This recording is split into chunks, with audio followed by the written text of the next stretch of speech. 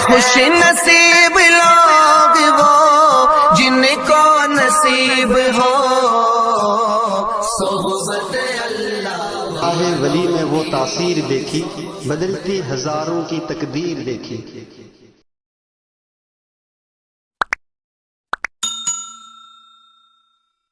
اعوذ باللہ من الشیطان الرجیم، بسم اللہ الرحمن الرحیم،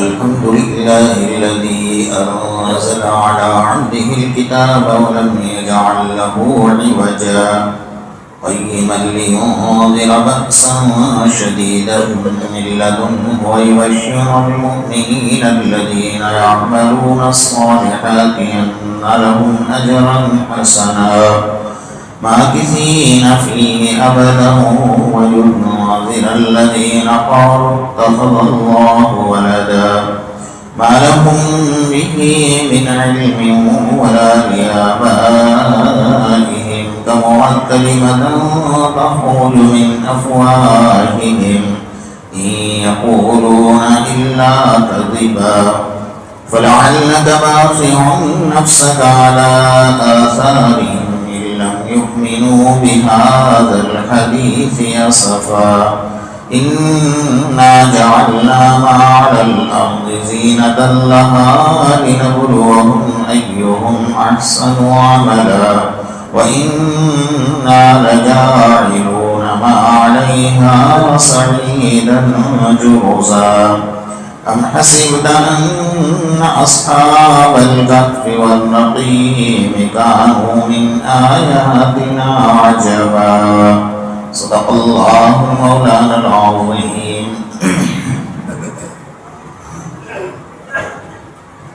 گزشتہ کل آپ حضرات کے سامنے سورہ کہف کی 9 نمبر کی آیت ام حسبت ان اصحاب الکہف والرقیم کانوا من آیاتنا عجبا، اس کے اوپر گفتگو چل رہی تھی کہ اللہ تبارک و تعالیٰ آقا نامدار محمد رسول اللہ صلی اللہ علیہ وسلم کو خطاب فرما رہے ہیں کہ کیا وہ گمان کرتے ہیں کہ اصحاب کہف اور رقیم میرے نشانیوں میں سے ایک عجیب نشانی ہے، حالانکہ میرے قدرت کی نشانیاں تو اس سے بہت بڑی بڑی اور عجائب اور غرائب ہیں، کیونکہ انسان کی جیسی عقل ہوتی ہے ویسی سوچ ہوتی ہے۔ اللہ تبارک و تعالیٰ کے قدرت کے معاملے میں جہاں سوچ کر ہماری عقل ختم ہوتی ہے وہاں سے اللہ کی قدرت شروع ہوتی ہے، تو انسان سوچ ہی نہیں سکتا اللہ تبارک و تعالیٰ کی ذات کے بارے میں۔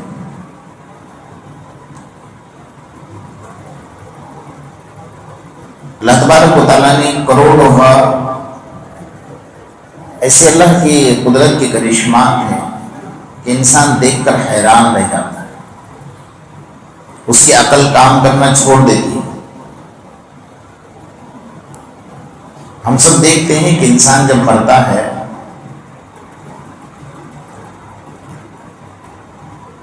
اس کی لاش سڑ جاتی ہے، اندر سے گندی بدبو آتی ہے،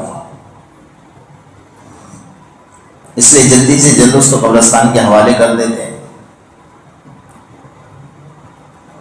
لیکن اگر اللہ کا حکم نہ ہو تو ہزاروں دیکھ رہے ہیں آپ، ہزاروں لاشیں ایسی بھی ہیں کہ قبر کھودنے کے بعد اس کے کفن پر مٹی تک نہیں لگی ہے،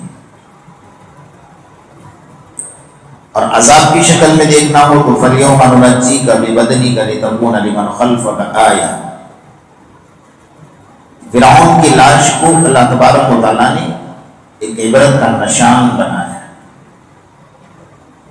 اور قرآن میں یہ حکم دیا فَالْيَوْمَ نُنَجِّيكَ بِبَدَنِكَ لِتَكُونَ لِمَنْ خَلْفَكَ آیَةً، آنے والی قوم کے لیے ہم نے ایک عبرت کا نشان اس کو بنا کر رکھا ہوا ہے،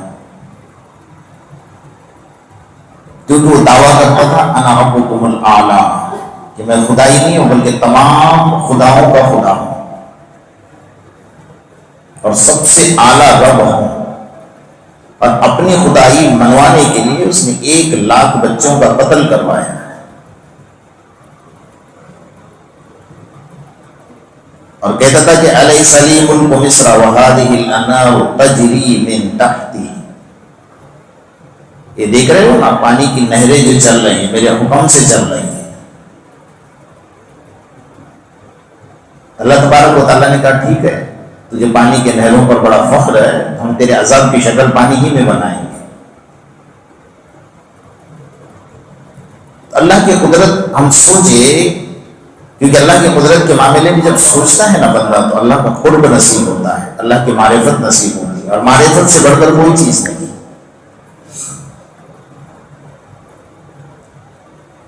جب حضرت موسیٰ علیہ السلام کا قافلہ نکلا اور فرعون نے پیچھا کیا، جو 70,000 جادوگر جن کو بلایا تھا وہ بھی تو حد سے نکل گئے، حضرت موسیٰ کے ہاتھ پر کلمہ پڑھ لیا وہ بھی ساتھ میں نکل گئے. اب سامنے سمندر ہے تو جائے کیسے؟ پیچھے سے لشکر آ رہا ہے فرعون کا، اور ڈر تو ہو گیا کہ ہم تو موت کے منہ میں آ گئے. اللہ نے حضرت موسیٰ علیہ السلام کو ہم نے لاٹھی دی آپ کو، مار دو لاٹھی. جیسے سمندر پر لاٹھی ماری راستے کھل گئے. فانفجرت من حسنتا عشرۃ عینا، 12 قبیلے تھے، 12 راستے اللہ نے کھول دیے اور آگے نکل گئے. ابھی راستے کھلے ہیں، فرعون کا لشکر آیا، کہا دیکھو سمندر نے میرے حکم سے راستہ دیا ہے. کہا ٹھیک ہے، اللہ نے کہا یہ بھی کر لے. آخری جب اندر کودا اور بالکل بیچوں بیچ گیا، اللہ نے اب حکم دیا سمندر اب مل جائے. اب جو سمندر ملا ہے اور وہ ہوتے کھانے لگا، اس وقت میں کہا کہ آمنت برب موسیٰ و ہارون، اب میں موسیٰ اور ہارون کے رب پر ایمان لا. ابھی تو کہتا ہے کہ میں خدا ہوں کا خدا ہوں، تو تیرے لیے رب ہی کہاں تھا. اب تیری توبہ کا دروازہ ختم ہو چکا، بند ہو چکا.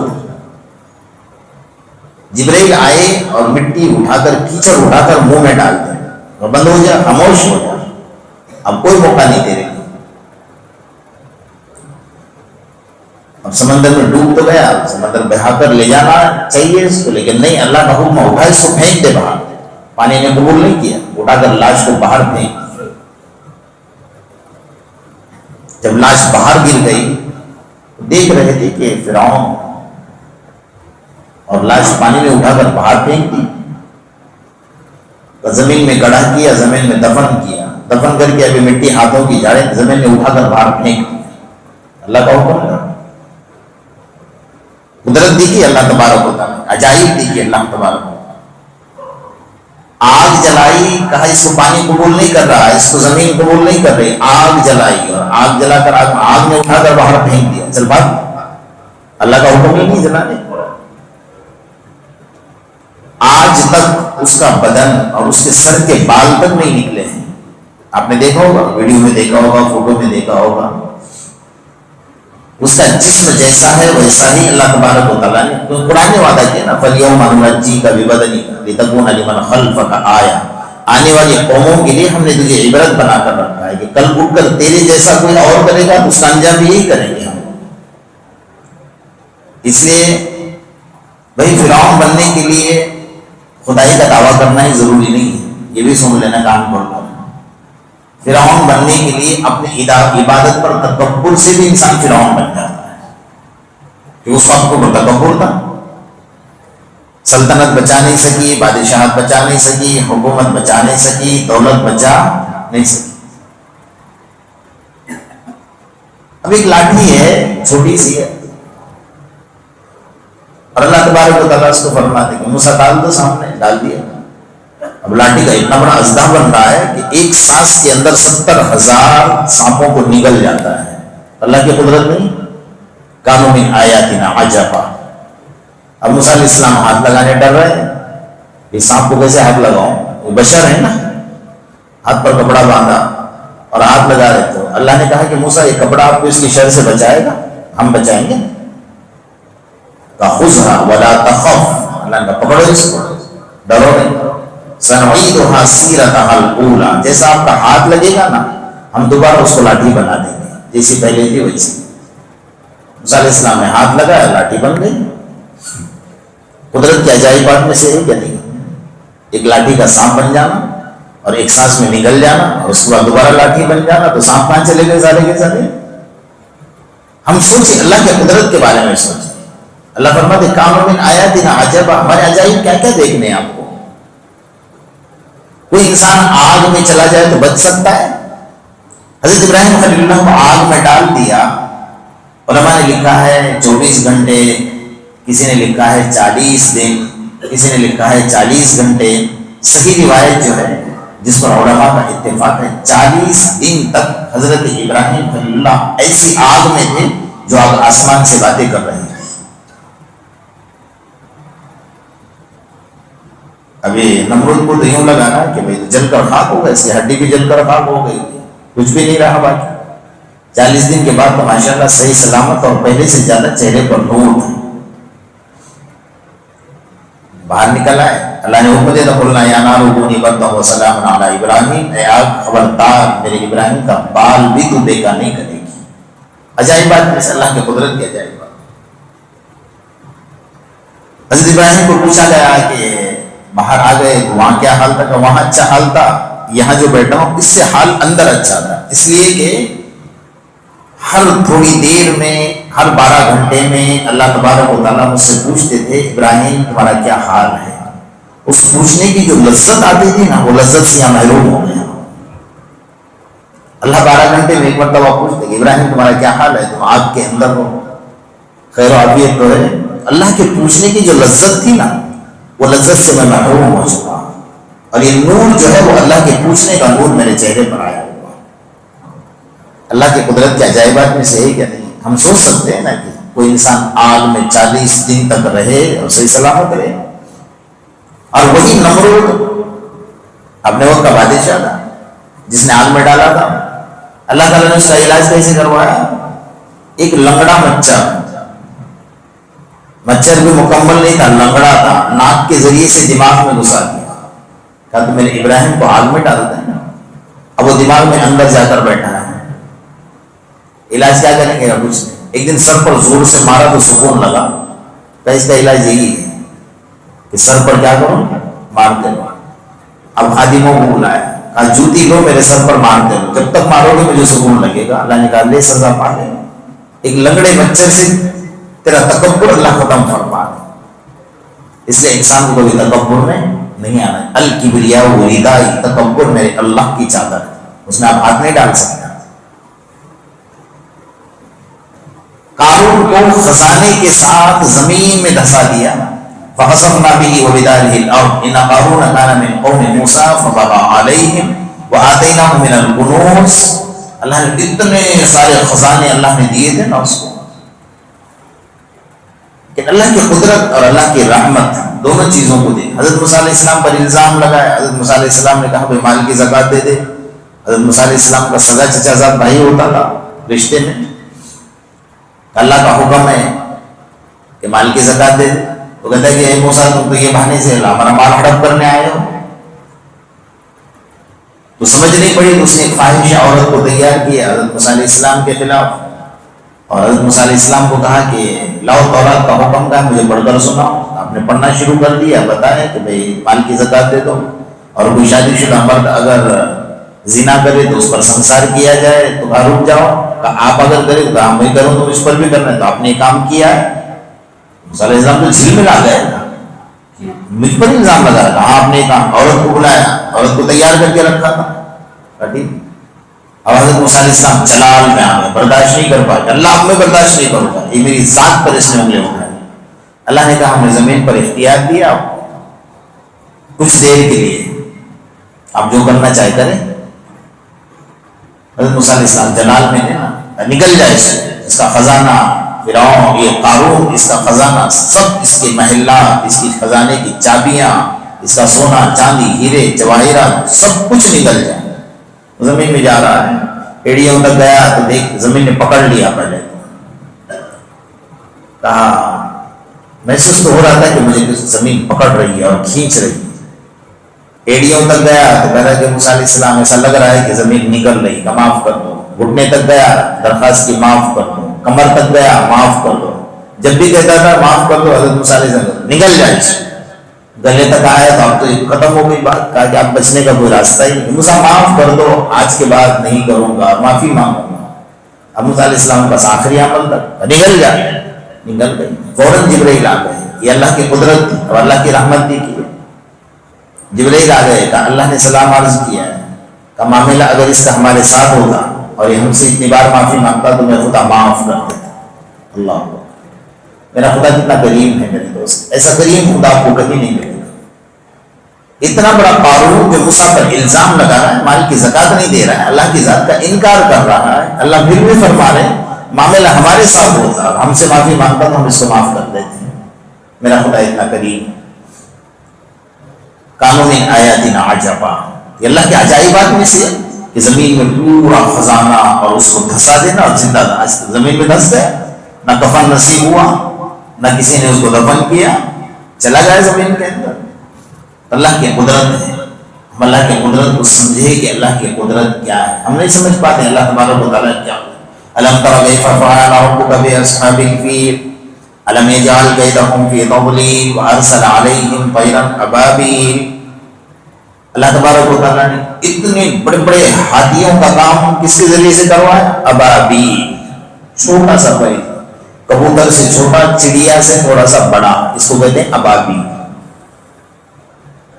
اب اس کی جو پنجے ہے وہ پنجے کے اندر کتنی بڑی کنکری آئے گی بھائی؟ جو ریوالور کی گولی ہوتا ہے نا، اتنی بڑی بھی نہیں آنے والی، چھوٹی سی کنکری. دونوں پنجوں میں دو دو کنکریاں لے کر آ گئے. وارسل علیہم طیرا ابابیل، اللہ نے ابابیل کو بھیج دیا. ایسے پرندے کہ لوگ کہتے ہیں آج تک ہم نے ایسے پرندے کبھی نہیں دیکھے. اللہ کا لشکر ہے اور کچھ نہیں کیا، خالی اوپر سے کنکریاں چھوڑ کر چلے گئے. اب ہاتھی کے اوپر آپ اگر ریوالور سے گولی بھی برساؤ نا، اس کو کوئی اثر نہیں ہونا ہے. یہاں تو اتنی چھوٹی سی کنکری اوپر سے گر گئے اور جیسا اس کے بدن میں گھس گئی، زخم کر دیا، جیسا زہر پھیل گیا. جس کو گولیاں لگی ہیں، جس کو کنکریاں لگی ہیں، وہ گل گئے، سڑ گئے اور مر گئے. بولے تھوڑی دیر کے بعد مرے، تھوڑے وقفے کے بعد مرے، کچھ دنوں کے بعد مرے، مر گئے. اللہ کی قدرت نظر نہیں آتی آپ کو کہ چھوٹی سی کنکری کے اندر سے ہاتھی کا ڈھیر ہو جانا. اللہ فرماتے ہیں فجعلہم کعصف مأکول، ہم نے ایسا بنا دیا نا جیسا کھایا ہوا بھوسا ہوتا ہے نا. جانور جب گھاس چباتا ہے اور بھوسا چباتا ہے اور چبا کر جو پھینک دیتا ہے نا منہ سے، اس طریقے سے ہم نے بنا کر ان کو خاک کر دیے، ان کو تباہ اور برباد کر. آج بھی آپ اس وادی پر چلے جائیے جہاں جمرات ہے نا، آخری جمرات، اس جمرات کے تھوڑا سا آگے چلے جائیے، وہ راستہ وہاں پر آج بھی وہ جگہ قائم ہے جہاں پر آسمان سے ابابیل آئے تھے اور پتھر برسائے. اتنا خوف طاری ہوتا ہے نا اس جگہ پر جانے. قدرتی، آپ ایسا نہیں کہ معلوم ہے ہوتے ہیں، اگر کسی کو معلومات میں نہیں وہاں کھڑا ہوگا نا تو خوف لگے. اللہ کا عذاب آیا تھا نا اس جگہ پر، آج بھی خوف لگتا ہے اتنے برسہ برس کے بعد. اللہ اپنے عذاب سے ہماری حفاظت فرمائے. ہم اللہ کی قدرت کو یاد کریں. حضرت عیسیٰ علیہ السلام کو اللہ نے آسمان پر اٹھا لیا. آقا نامدار محمد رسول اللہ صلی اللہ علیہ وسلم کے درمیان اور آپ کے درمیان تقریباً 500 سال کا فرق ہے. اب حضرت عیسیٰ علیہ السلام کو اللہ کے رسول صلی اللہ علیہ وسلم کے دنیا میں تشریف لانے سے پہلے آسمان پر اٹھا لیا، وہ 500 سال. اور اللہ کے رسول صلی اللہ علیہ وسلم کو دنیا سے جا کر کتنے سال ہو گئے؟ 1400 سال. 14 اور 5 اتنے برس سے اللہ نے آسمان پر رکھا ہے. 1900 برس سے اللہ تبارک و تعالیٰ نے آسمان پر رکھا ہوا ہے. زندہ ہے کیونکہ آسمان پر موت نہیں ہے، وہاں زندگی ہے. اب دوبارہ اللہ تبارک و تعالیٰ دنیا میں بھیجے گا جب قیامت تک. اب کتنے برس اور گزر جائیں گے ہمیں اندازہ نہیں. ہم اللہ کی قدرت کو یاد کریں. قدرت کو یاد کرنے میں ایک فائدہ یہ ہوتا ہے کہ اللہ کی معرفت نصیب ہوتی ہے. اور یہ ساری محنتیں جو ہے نا وہ اس لیے ہے کہ اللہ کو ہم پہچانیں کہ اللہ کیا چیز. جب بندہ اللہ کو پہچانتا ہے تو اللہ تبارک و تعالیٰ کا قرب نصیب ہوتا ہے. اور یہ قرب جو ہے آپ کو کام آئے گا. کہاں کا کام آئے گا؟ جہاں کوئی کام نہیں آئے گا یہ معرفت وہاں کام آئے گی. آپ کو قبر میں معرفت کام آئے گی، میدان حشر میں معرفت کام آئے گی، پل صراط پر کام آئے گی، میزان عدل کے پاس کام آئے گی. اور اللہ کے قریب جانے تک جنت میں جانے تک جہاں کوئی ساتھ نہیں دے گا وہاں یہ کام آئے گی، کیونکہ نبیوں کو بھی اختیار نہیں کہ ہاتھ پکڑو اور جنت میں ڈال دو، اللہ کے ہاتھ میں وہ فضل فرمائے گا تو جائیں گے۔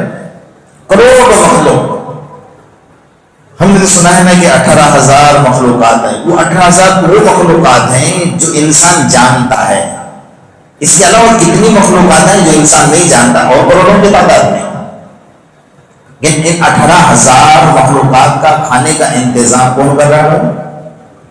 اللہ کر رہا ہے۔ تھوڑا سا غور کریں ہم لوگ، صبح جب پرندے اٹھتے ہیں اللہ کا ذکر کرتے ہیں، جگہ چھوڑتے ہیں، پرندہ اتنا فرما بردار ہے کہ وہ ٹہنی سے اڑنے سے پہلے اللہ کا ذکر کرتا ہے، ہم سے چہچہاتا نہیں ہے، وہ اللہ کا ذکر کرتا ہے، وہاں سے اٹھا، رزق تلاش کیا، تو ہونا تو قانون، عقل تو یہ کہتی ہے کہ بھئی پورے زمین کا رزق ختم ہو جانا چاہیے، کیونکہ پورا دن پرندے کھا رہے ہیں، جانور کھا رہے ہیں، جب رات میں گئے اور اپنی ٹہنیوں پر جا کر سو گئے، صبح اٹھے تو واپس دوبارہ رزق موجود ہے، اللہ کا نظام ہے۔ تو یہ تو 18,000 مخلوقات، سمندر میں پانی میں اللہ رزق دے رہا ہے، ہواؤں کے پرندوں کو اللہ رزق دے رہا ہے، بلوں کے چونٹیوں کو اللہ رزق دے رہا ہے، اور زمین پر چلنے والے جتنے پرند چرند حیوانات ہیں سب کو اللہ پاک پیٹ بھر کر کھلا رہا ہے۔ اس کے باوجود آج تک اس کو اللہ کا شکر کرنے کی عادت نہیں ہوئی، ناشکری ضرور کرنا ہے۔ صبح اٹھے گا جو پوچھیں گے یار کہاں ہے، حالات ایسے چل رہے ہیں کہ بول نہیں سکتے، یعنی ہونے کے بعد بھی شکر کرو، جو کچھ ہے اللہ کا شکر ادا کرو۔ لئن شکرتم لازیدنکم ولئن کفرتم ان عذابی لشدید۔ بندہ شکر گزاری کرتا ہے اللہ نعمتوں کو بڑھاتے ہیں، ناشکری کرتا ہے اللہ نعمتوں کو چھین لیتے ہیں، اس لیے اللہ کا شکر ادا کرے کہ جو کچھ اللہ دے رہا ہے شکر ہے میرے اللہ کا۔ تو اللہ کے عجائبات کو، اللہ کی قدرت کو ہم پہچانیں کہ اللہ تبارک و تعالیٰ کہاں سے ایک ایک مچھلی کا رزق اتنا ہے کہ ساری دنیا کے چرند اور پرند جتنا کھاتے ہیں نا اتنا رزق ایک ایک مچھلی کھا جاتی ہے۔ اللہ کہاں سے دے رہا ہے؟ تو انسان تو نہیں کھلا رہا ہے نا اس کو، اللہ کھلا رہا ہے۔ بڑے بڑے جانور جو پہاڑیوں میں ہیں، سمندروں میں ہیں، ادھر ادھر گھوم رہے ہیں، سب کو اللہ پاک رزق دے رہا ہے۔ کانوا من آیاتنا عجبا، یہ ہمارے عجائبات میں سے، ہمارے قدرت کے کرشمات میں سے، ہم اللہ کے قدرت کو سمجھے کہ اللہ تبارک و تعالیٰ کی قدرت کیا ہے۔ اب یہودیوں کے بیچاروں کی عقل اتنی چھوٹی سی تھی تو انہوں نے کہا کہ بھئی وہ اصحاب کہف کا واقعہ بڑا اعلیٰ تو ہے جی، اتنے برسوں برس تک کے پہاڑی کے کوہ میں پڑے رہنا، سوئے رہنا، آنکھ نہ کھلنا اور بغیر کھائے بغیر پیے سوتے رہنا اور صحیح سلامت اتنے برسوں کے بعد اڑ جانا، یہ بھی تو اللہ کی قدرت میں سے نہیں، ایسا نہیں ہے۔ لیکن اللہ فرماتے میری قدرت ایک نہیں، میرے قدرت پر غور کرو۔ مرج البحرین یلتقیان بینہما برزخ لا یبغیان، آپ دیکھ رہے ہیں نا سمندر چل رہا ہے، کھارا پانی ادھر میٹھا پانی ادھر، کس نے پردہ ڈالا ہے اندر؟ مرج البحرین یلتقیان، دونوں سمندر ساتھ چل رہے، کھارا اور میٹھے پانی کا، لیکن خبردار ادھر کا پانی ادھر نہیں ملتا، ادھر کا پانی، فرمایا خدا کی قدرت کا باریک سا پردہ دونوں کے بیچ میں حائل ہے، انسان دیکھ نہیں سکتا ہے اس کو۔ کوئی کر سکتا ہے دنیا کا انسان ایسا کہ دونوں پانی ساتھ میں چلے اور پانی نہ ملے؟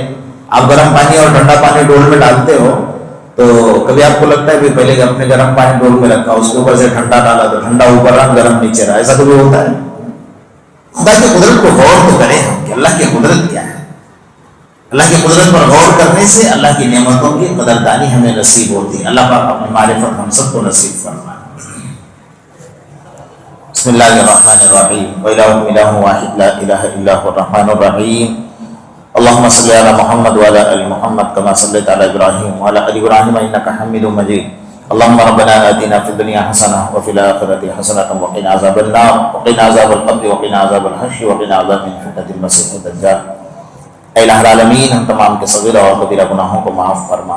اے اللہ جو گناہ جان بوجھ کر نہ جانے کیے اسے بھی معاف فرما۔ اے اللہ جو گناہ رات کے اندھیرے یا دن کے اجالے میں کیے اسے بھی معاف فرما۔